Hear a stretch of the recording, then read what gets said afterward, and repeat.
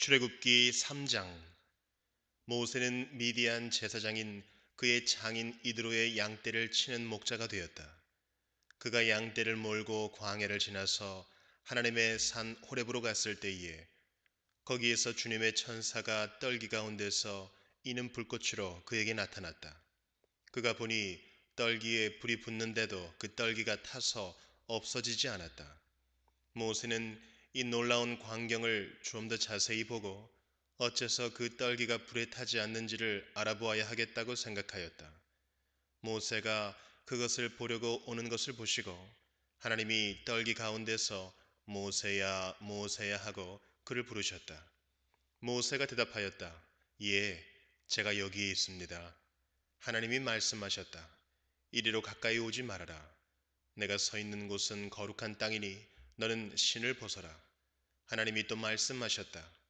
나는 너의 조상의 하나님, 곧 아브라함의 하나님, 이삭의 하나님, 야곱의 하나님이다. 모세는 하나님을 뵙기가 두려워서 얼굴을 가렸다. 주님께서 다시 말씀하셨다. 나는 이집트에 있는 나의 백성이 고통받는 것을 똑똑히 보았고 또 억압 때문에 괴로워서 부르짖는 소리를 들었다. 그러므로 나는 그들의 고난을 분명히 안다.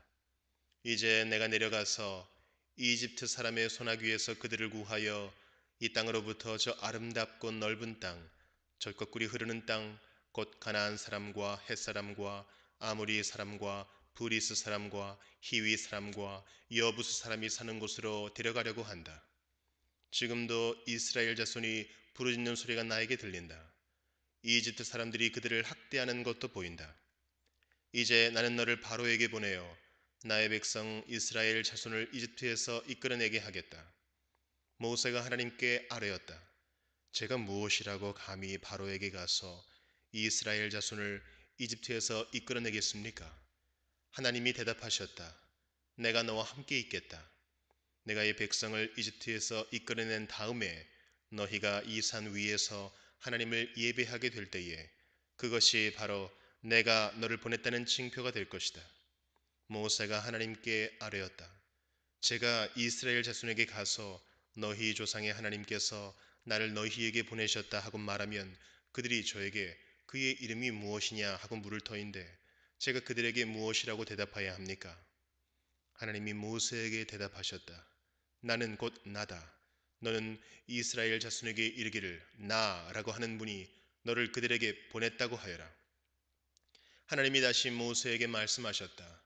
너는 이스라엘 자손에게 이르기를 여호와 너희 조상의 하나님 곧 아브라함의 하나님 이삭의 하나님 야곱의 하나님이 나를 너희에게 보내셨다 하여라.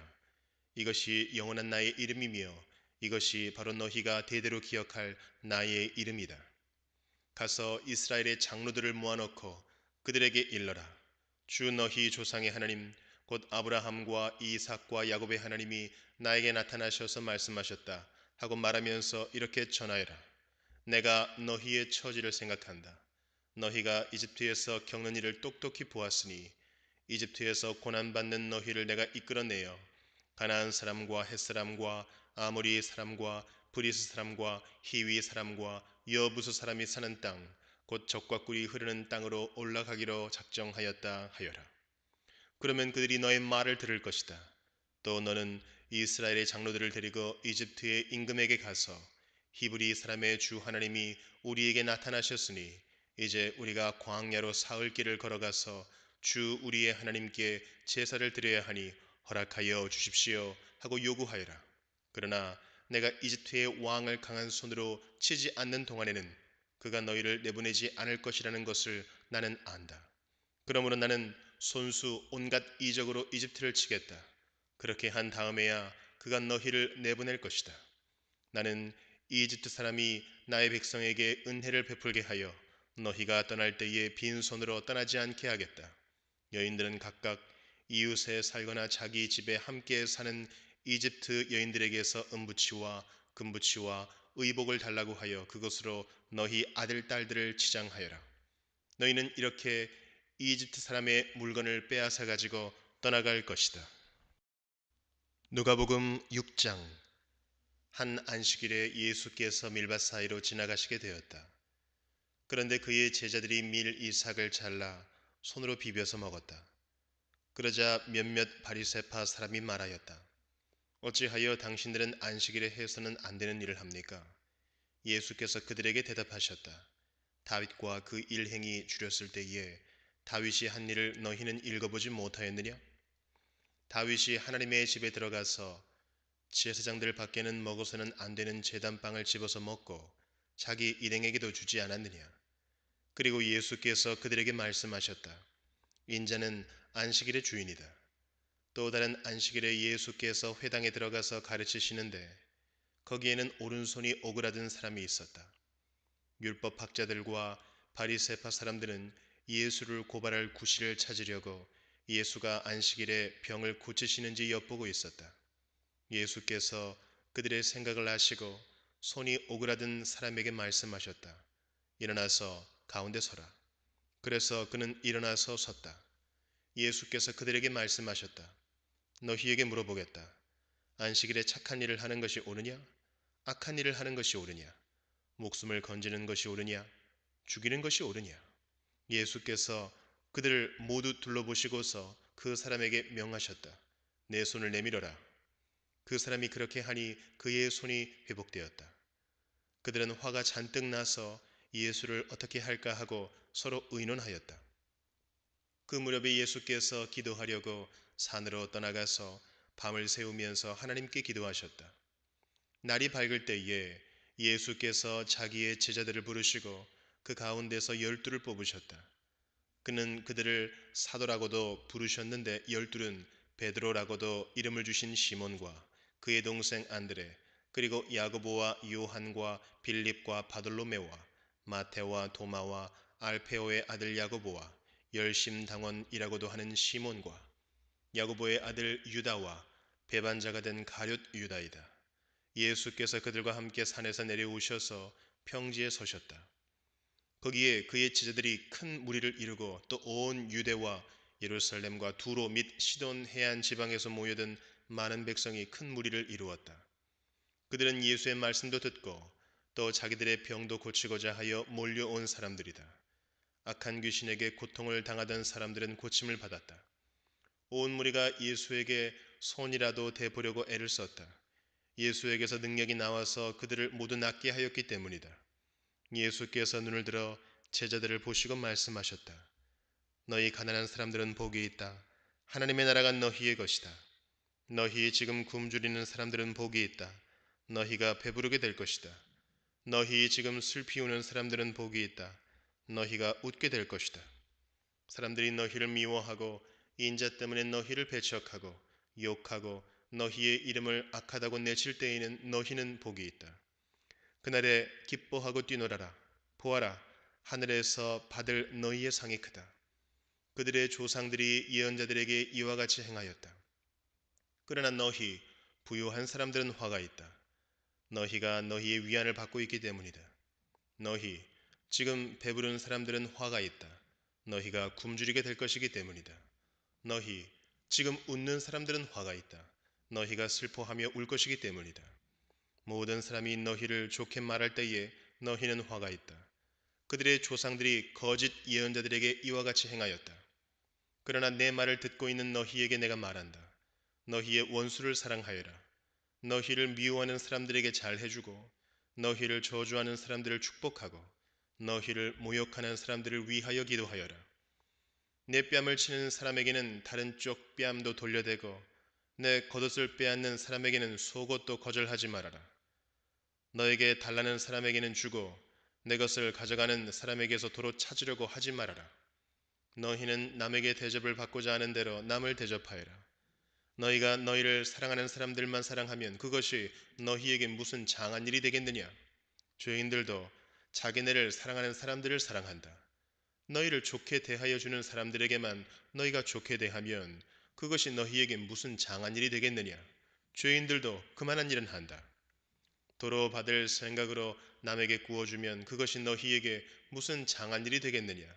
죄인들도 고스란히 되받을 요량으로 죄인들에게 구워준다. 그러나 너희는 너희 원수를 사랑하고 좋게 대하여 주고 또 아무것도 바라지 말고 구워주어라. 그리하면 너희는 큰 상을 받을 것이요 더없이 높으신 분의 아들이 될 것이다. 그분은 은혜를 모르는 사람들과 악한 사람들에게도 인자하시다. 너희의 아버지께서 자비로우신 것 같이 너희도 자비로운 사람이 되어라. 남을 심판하지 말아라.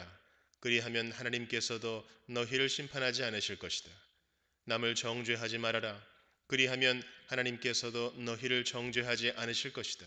남을 용서하여라. 그리하면 하나님께서도 너희를 용서하실 것이다. 남에게 주어라. 그리하면 하나님께서도 너희에게 주실 것이니 되를 누르고 흔들어서 넘치도록 후하게 되어서 너희 품에 안겨 주실 것이다. 너희가 되절하여 주는 그 되로 너희에게 도로 되어서 주실 것이다. 예수께서 그들에게 또 비유 하나를 말씀하셨다. 눈먼 사람이 눈먼 사람을 인도할 수 있느냐? 둘이 다 구덩이에 빠지지 않겠느냐? 제자는 스승보다 높지 않다. 그러나 누구든지 다 배우고 나면 자기의 스승과 같이 될 것이다. 어찌하여 너는 남의 눈 속에 있는 티는 보면서 내 눈 속에 있는 들보는 깨닫지 못하느냐? 너는 내 눈 속에 있는 들보를 보지 못하면서 어떻게 남에게 친구야, 내가 내 눈 속에 있는 티를 빼내줄 테니 가만히 있어라 하고 말할 수 있겠느냐? 위선자야, 먼저 내 눈에서 들보를 빼내어라. 그리해야 그때 내가 똑똑히 보게 되어서 남의 눈 속에 있는 티를 빼줄 수 있을 것이다. 좋은 나무가 나쁜 열매를 맺지 않고 또 나쁜 나무가 좋은 열매를 맺지 않는다. 나무는 각각 그 열매를 보면 안다. 가시나무에서 무화과를 거두어들이지 못하고 가시덤불에서 포도를 따지 못한다. 선한 사람은 그 마음속에 갈무리에 놓은 선더미에서 선한 것을 내고 악한 사람은 그 마음속에 갈무리에 놓은 악더미에서 악한 것을 낸다. 마음에 가득 찬 것을 입으로 말하는 법이다. 어찌하여 너희는 나더러 주님 주님 하면서도 내가 말하는 것은 행하지 않느냐? 내게 와서 내 말을 듣고 그대로 행하는 사람이 어떤 사람과 같은지를 너희에게 보여주겠다. 그는 땅을 깊이 파고 반석 위에다 기초를 놓고 집을 짓는 사람과 같다. 홍수가 나서 물살이 그 집에 들이쳐도 그 집은 흔들리지도 않는다. 잘 지은 집이기 때문이다. 그러나 내 말을 듣고서도 그대로 행하지 않는 사람은 기초 없이 맨 흙 위에다가 집을 지은 사람과 같다. 물살이 그 집에 들이치니 그 집은 곧 무너져 버렸고 그 집의 무너짐이 엄청났다. 욥기 20장. 나아마 사람 소발이 대답하였다. 입을 다물고 있으려 했으나 내 말을 듣고 있자니 화가 나서 참을 수가 없다. 내가 하는 말을 듣고 있자니 모두 나를 모욕하는 말이다. 그러나 깨닫게 하는 영이 내게 대답할 말을 일러주었다. 너도 이런 것쯤은 알고 있을 것이다.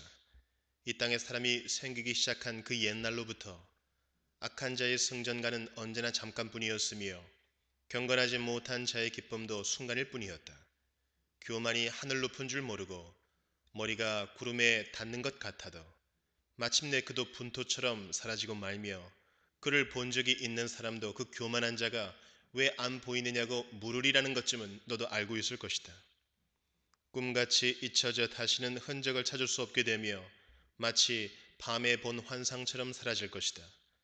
그를 본 적이 있는 사람도 다시는 그를 볼 수 없으며 그가 살던 곳에서도 다시는 그를 볼 수 없을 것이다. 그 자네들이 가난한 사람에게 용서를 구할 것이며 착취한 재물을 가난한 사람에게 배상하게 될 것이다. 그의 몸에 한때는 젊음이 넘쳤어도 그 젊음은 역시 그와 함께 먼지 속에 눕게 될 것이다.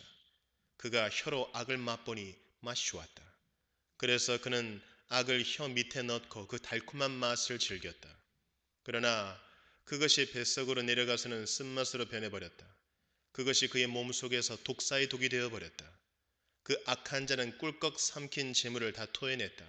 하나님은 이렇게 그 재물을 그 악한 자의 입에서 꺼내어서 빼앗긴 사람들에게 되돌려 주신다. 악한 자가 삼킨 것은 독과도 같은 것, 독사에 물려 죽듯이 그 독으로 죽는다. 올리브 기름이 강물처럼 흐르는 것을 그는 못 볼 것이다. 적각꿀이 흐르는 것도 못 볼 것이다. 그는 수고하여 얻은 것을 마음대로 먹지도 못하고 되돌려 보내며 장사해서 얻은 재물을 마음대로 누리지도 못할 것이다.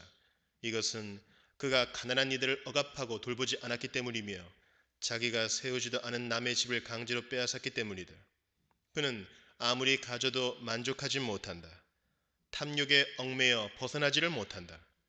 먹을 때에는 남기는 것 없이 모조리 먹어 치우지만 그의 번영은 오래가지 못한다. 성공하여 하늘 끝까지 이를 때에 그가 재앙을 만나고 온갖 불운이 그에게 밀어닥칠 것이다. 그가 먹고 싶은 대로 먹게 놓아두어라. 하나님이 그에게 맹렬한 진노를 퍼부으시며 분노를 비처럼 쏟으실 것이다. 그가 철 무기를 피하려 해도 놋 화살이 그를 꿰뚫을 것이다. 등을 뚫고 나온 화살을 빼낸다 하여도 쓸개를 휘젓고 나온 번쩍이는 활촉이 그를 겁에 질리게 할 것이다. 그 한직한 평생 모은 모든 재산이 삽시간에 없어지고 풀무지를 하지 않아도 저절로 타오르는 불길이 그를 삼킬 것이며 그 불이 집에 남아있는 사람들까지 살을 것이다.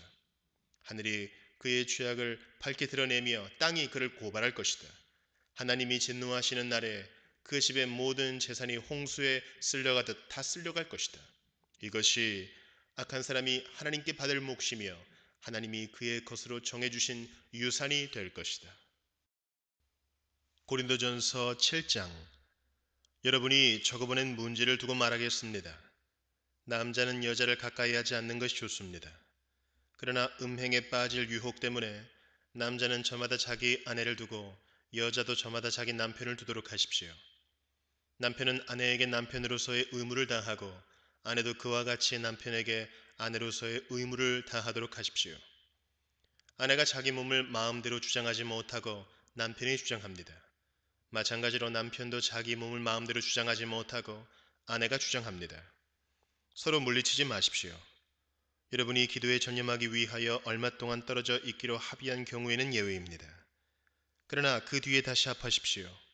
여러분이 절제하는 힘이 없는 틈을 타서 사탄이 여러분을 유혹할까 염려되기 때문입니다. 그러나 내가 이것을 말하는 것은 그렇게 해도 좋다는 뜻으로 말하는 것이지 명령으로 말하는 것은 아닙니다. 나는 모든 사람이 다 나와 같이 되기를 바랍니다. 그러나 각 사람은 하나님께로부터 받은 은사가 있어서 이 사람은 이러하고 저 사람은 저러합니다. 결혼하지 않은 남자들과 과부들에게 말합니다. 나처럼 그냥 지내는 것이 그들에게 좋습니다. 그러나 절제할 수 없거든 결혼하십시오. 욕정에 불타는 것보다는 결혼하는 편이 낫습니다. 결혼한 사람들에게 말합니다. 이것은 나의 말이 아니라 주님의 명령입니다. 아내는 남편과 헤어지지 말아야 합니다. 만일 헤어졌거든 재혼하지 말고 그냥 지내든지 그렇지 않으면 남편과 화해하여야 합니다. 그리고 남편도 아내를 버리지 말아야 합니다. 그 밖에 사람들에게 말합니다. 이것은 나의 말이요 주님의 말씀은 아닙니다. 어떤 교우에게 믿지 않는 아내가 있는데 그 여자가 남편과 같이 살기를 원하면 그 여자를 버리지 말아야 합니다. 또 어떤 여자에게 믿지 않는 남편이 있는데 그가 아내와 같이 살기를 원하면 그 남편을 버리지 말아야 합니다. 믿지 않는 남편은 그의 아내로 말미암아 거룩해지고 믿지 않는 아내는 그 남편으로 말미암아 거룩해졌습니다. 그렇지 않으면 그들의 자녀도 깨끗하지 못할 것인데 이제 그들은 거룩합니다. 그러나 믿지 않는 사람 쪽에서 헤어지려고 하면 헤어져도 됩니다. 믿는 형제나 자매가 이런 일에 얽매일 것이 없습니다. 하나님께서는 여러분을 부르셔서 평화롭게 살게 하셨습니다. 아내된 이여, 그대가 혹시나 그대의 남편을 구원하는지 어찌합니까? 남편된 이여, 그대가 혹시나 그대의 아내를 구원하는지 어찌합니까? 각 사람은 주님께서 나누어 주신 분수 그대로 하나님께서 부르신 처지 그대로 살아가십시오. 이것이 내가 모든 교회에서 명하는 지시입니다. 할례를 받은 몸으로 부르심을 받은 사람은 굳이 그 할례 받은 흔적을 지우려고 하지 마십시오. 할례를 받지 아니한 처지에서 부르심을 받은 사람은 굳이 할례를 받으려고 하지 마십시오. 할례를 받은 것이나 안 받은 것이나 그것은 문제가 아니고 하나님의 계명을 지키는 것이 중요합니다. 각 사람은 부르심을 받은 그때의 처지에 그대로 머물러 있으십시오. 노예일 때에 부르심을 받았습니까? 그런 것에 마음 쓰지 마십시오. 그러나 자유로운 몸이 될 수 있는 기회가 있으면 어떻게 해서든지 그것을 이용하십시오. 주님 안에서 노예로서 부르심을 받은 사람은 주님께 속한 자유인입니다. 그와 같이 자유인으로서 부르심을 받은 사람은 그리스도의 노예입니다. 여러분은 하나님께서 값을 치르고 사신 사람입니다. 그러므로 사람의 노예가 되지 마십시오.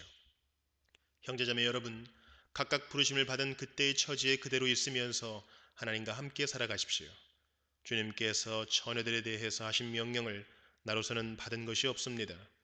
그러나 나는 주님의 자비하심을 힘입어 믿을 만한 사람이 된 사람으로서 의견을 제시합니다. 지금 닥쳐오는 재난 때문에 사람이 현재 상태대로 살아가는 것이 좋다고 나는 생각합니다. 아내에게 매였으면 그에게서 벗어나려고 하지 마십시오.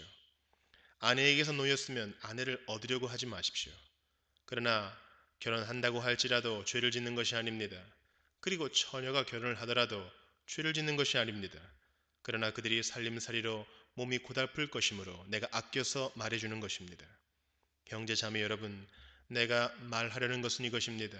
때가 얼마 남지 않았으니 이제부터는 안에 있는 사람은 없는 사람처럼 하고 우는 사람은 울지 않는 사람처럼 하고 기쁜 사람은 기쁘지 않은 사람처럼 하고 무엇을 사한 사람은 그것을 가지고 있지 않은 사람처럼 하고 세상을 이용하는 사람은 그렇게 하지 않는 사람처럼 하도록 하십시오.